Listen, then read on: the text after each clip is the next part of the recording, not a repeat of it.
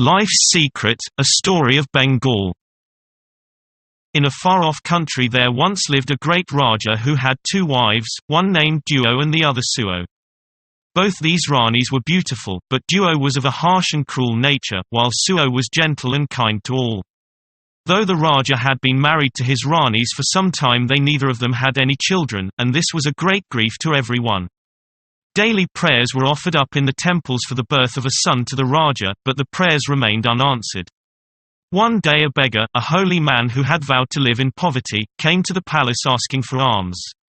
Duo would have had him driven away, but Suo felt compassion for him. She gave him the alms he asked and bade him sit in the cool of the courtyard to rest. The beggar thanked her and ate the food she gave him. Just before he left, he asked to speak to her in private. This favor Suo granted him. She stepped aside with him, and as it so happened this brought them directly under the windows of Duo's apartments. "Great Rani, you have been very kind to me," said the beggar, "and I wish to reward you. I know that for years you have desired to have a son, but that this wish has not been granted. Now listen. In the midst of the jungle over beyond the city there grows the most wonderful tree in all the world. Its trunk is silver, and its leaves are of gold. Once in every 100 years this tree bears a single crimson fruit. She who eats this fruit, whosoever she may be, shall, within a year, bear a son. This is that 100th year. The year in which the tree bears fruit, and I have gathered that fruit and have it here." So saying, the beggar drew from among his rags a piece of silk embroidered with strange figures.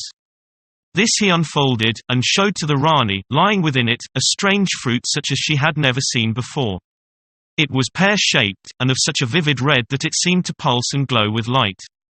Suo looked at it with wonder and awe. "If you wish to have it, it is yours," the beggar continued. "But I must tell you one other thing. Whoever eats this fruit shall indeed bear a son, but he will not be as other children. His life will not be altogether within himself as with other people. It will be bound up with an object quite outside of himself.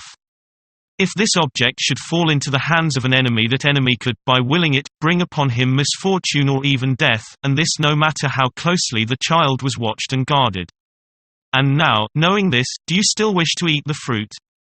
"Yes, yes," cried Suo. "Then I will tell you what this object is and where it is to be found," said the beggar.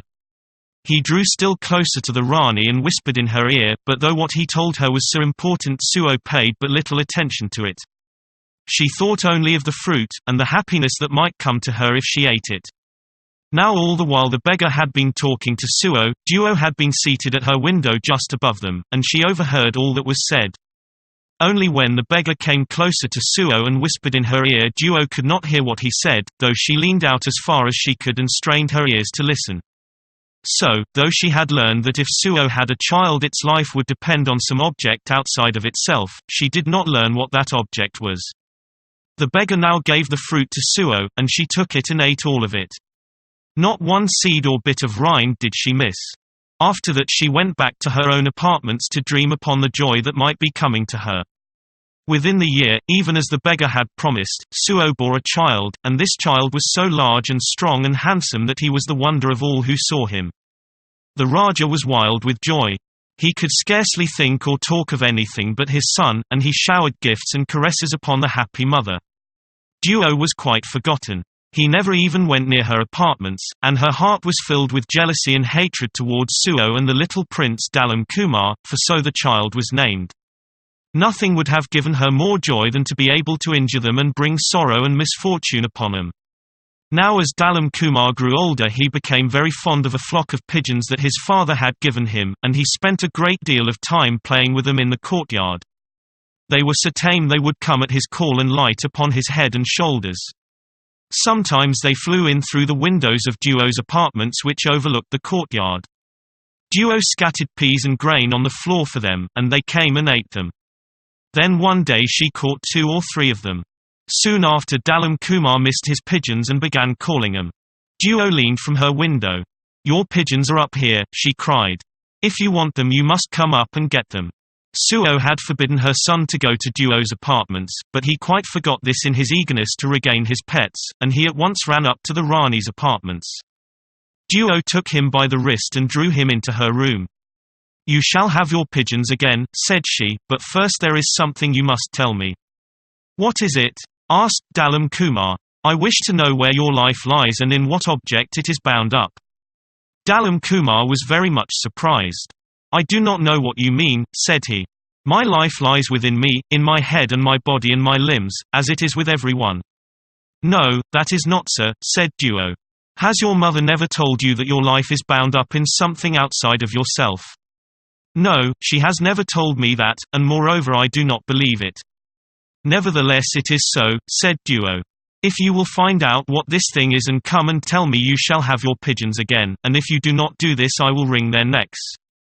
Dalam Kumar was greatly troubled at the thought of harm coming to his pigeons.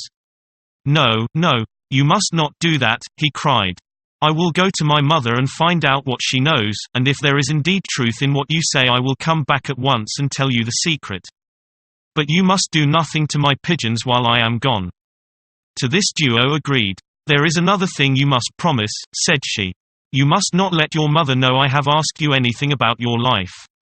If you do I will wring your pigeons' necks even though you tell me the secret." "I will not let her know," promised the boy, and then he hastened away to his mother's apartments. When he came to the door he began to walk slowly and with dragging steps.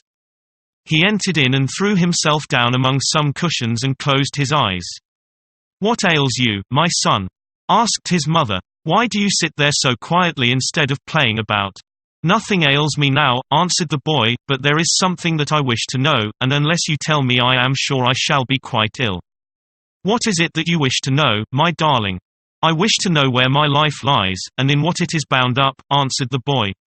When Suo heard this she was very much frightened. "What do you mean?" she cried. "Who has been talking to you of your life?" Then Dalam said what was not true, for he feared that harm might come to his pigeons. "No one has been talking to me," said he, "but I am sure that my life lies somewhere outside of me, and if you will not tell me about it I will neither eat nor drink, and then perhaps I may die." At last Suo could withstand him no longer. "My son," she said, "it is as you have guessed. You are not as other children. Your life is bound up in some object outside of yourself, and if this object should fall into the hands of an enemy the greatest misfortunes might come upon you, and perhaps even death." "And what is this object?" asked the boy. Again Suo hesitated. Then she said, "The beggar told me that under the roots of that same tree that bore the fruit lies buried a golden necklace, and it is with that necklace that part of your life is bound up." Now that Dalam Kumar knew the secret he was content, and smiled upon his mother and caressed her, and ate some of the sweetmeats she had prepared for him. Then he ran away to get his pigeons. Duo was waiting for him impatiently. "Have you found out the secret of your life?" she demanded. "Yes," answered the prince. "It is bound up in a golden necklace that lies buried under the roots of a tree over in the jungle, a tree with a silver trunk and golden leaves. And now give me my pigeons." Duo was very willing to do this. She had no longer any use for them. She placed the cage in which she had put them in his hands and pushed him impatiently from the room. As soon as the boy had gone the Rani sent for a man upon whom she could depend and told him what she wished him to do. She wished him to go into the jungle and search until he found a tree with a silver trunk and golden leaves. He was then to dig down about its roots until he found a golden necklace that lay buried there. This necklace he was to bring to her, and in return for his services she would give him a lakh of gold mohurs. The man willingly agreed to do as she wished and at once set out into the jungle. After searching for some time he at last found the tree and began to dig about its roots. Now at the very time this happened Dalam Kumar was with his mother playing about in her apartment. But no sooner did the man in the jungle begin to dig about the tree than the boy gave a cry and laid his hand upon his heart. At the same time he became very pale. "What is the matter, my son?" cried his mother anxiously. "Are you ill?" "I do not know what is the matter," answered the prince, "but something threatens me." His mother put her arm about him, and at the very moment she did so the man who had been digging found the necklace and picked it up, and at that the young prince sank back senseless in his mother's arms. The Rani was terrified. She sent at once for the Raja, and physicians were called in, but none of them could arouse the child nor could they tell what ailed him. He lay there among the cushions where they had placed him still breathing, but unconscious of all around him. And so the boy lay all the while that the man with the necklace hidden in his bosom was on his way back from the jungle. But when he reached the apartments of Duo and gave the necklace into the hands of the evil Rani, the breath went out from the prince's body, and he became as one dead. The Raja was in despair. His grief was now as great as his joy had been when the child was born. He had a magnificent temple built in the most beautiful of all his gardens, and in this temple the body of Dalam Kumar was laid. After this was done, the Raja commanded that the gates of the garden should be locked, and that no one but the gardeners should ever enter there on pain of death. This command was carried out. The garden gates were kept locked, and no one entered but the men who went there in the daytime to prune the trees and water the flowers and keep the place in order.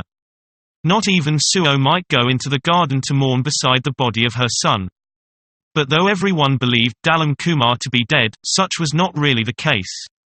All day, while Duo wore the necklace, he lay without breath or sign of life, but in the evening, when the Rani took the necklace off, he revived and returned to life. And this happened every night, for every night the Raja came to visit Duo, and just before he came she always took the necklace off and hid it.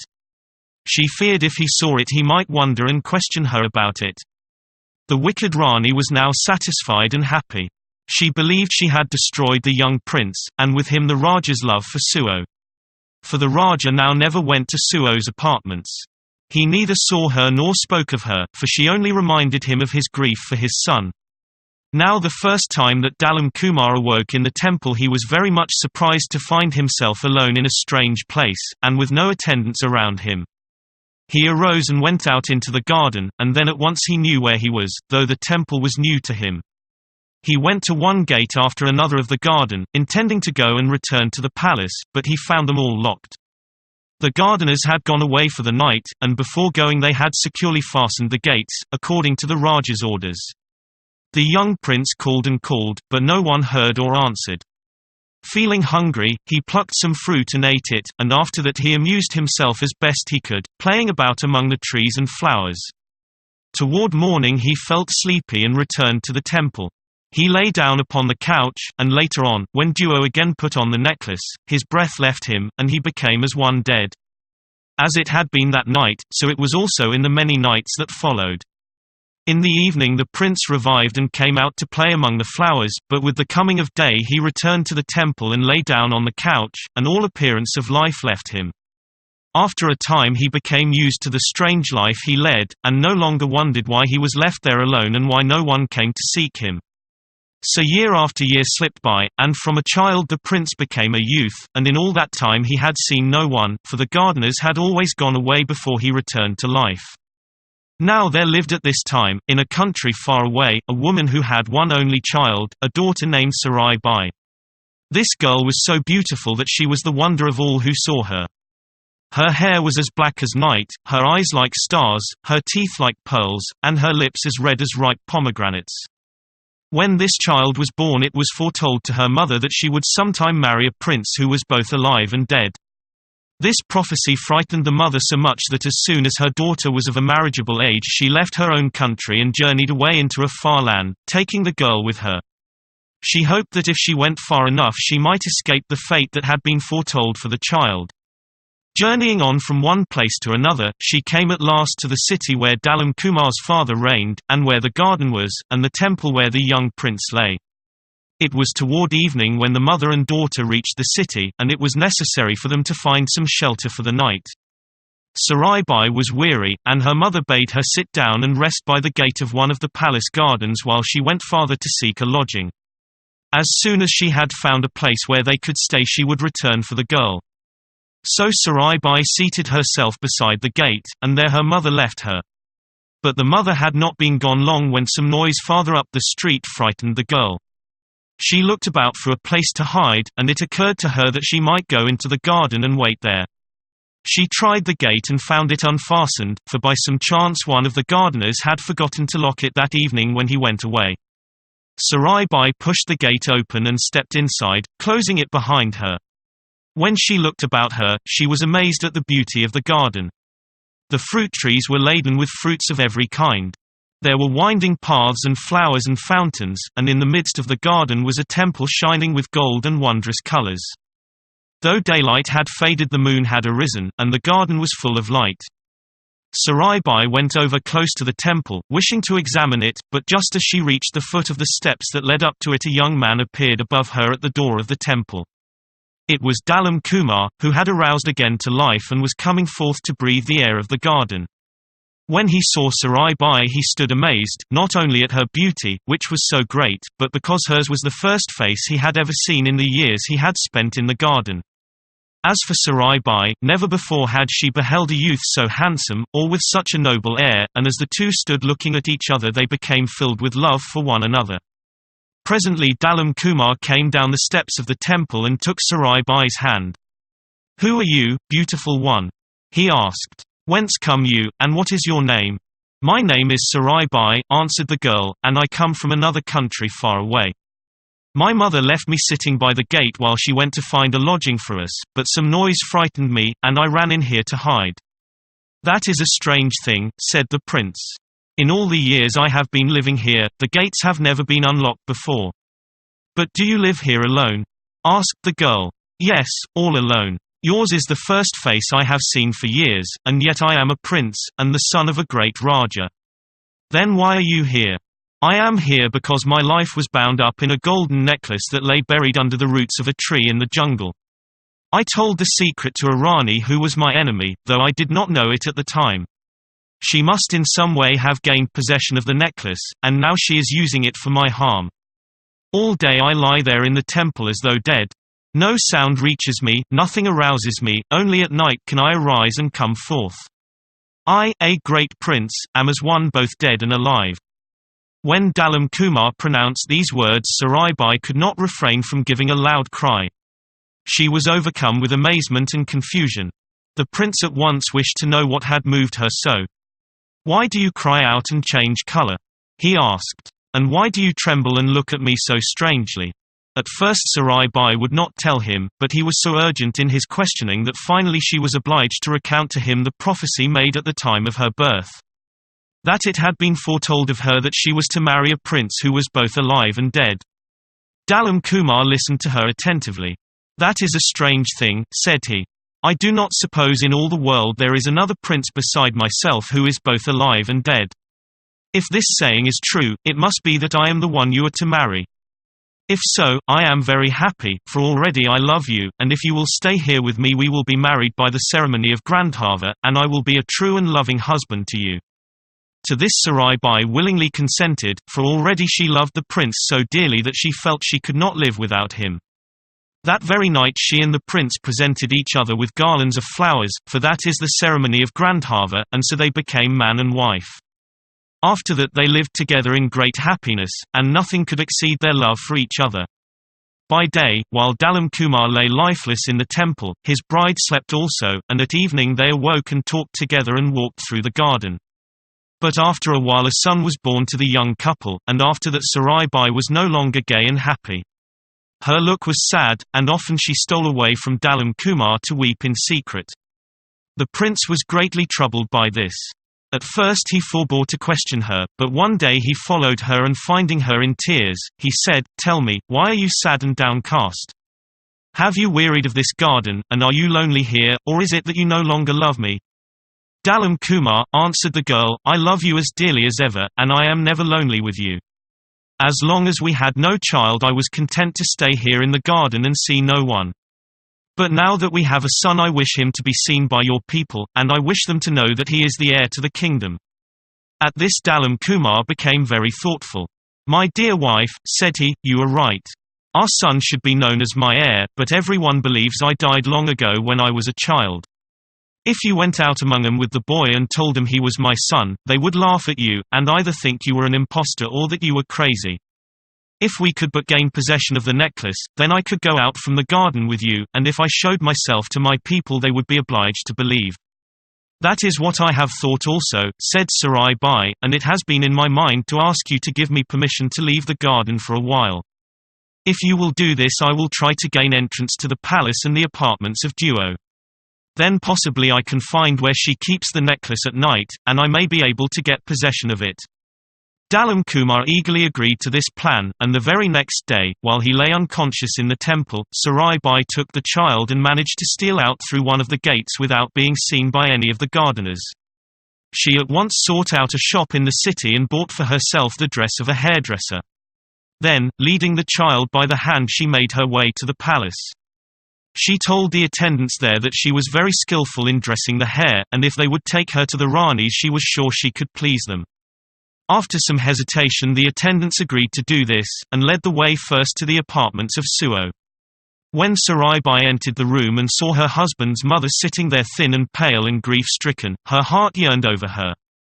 But Suo would not so much as look at the pretended hairdresser. "Why do you bring her here?" she asked. "I have no wish to look beautiful. My son is dead and my husband no longer loves me nor comes to me. Take her away and leave me alone with my sorrow." The attendants motioned to Sarai Bai to come away, and they led her across the palace to the apartments of Duo. Here all was bright and joyous. The beautiful Duo lay among the cushions, smiling to herself and playing with the necklace that hung about her neck.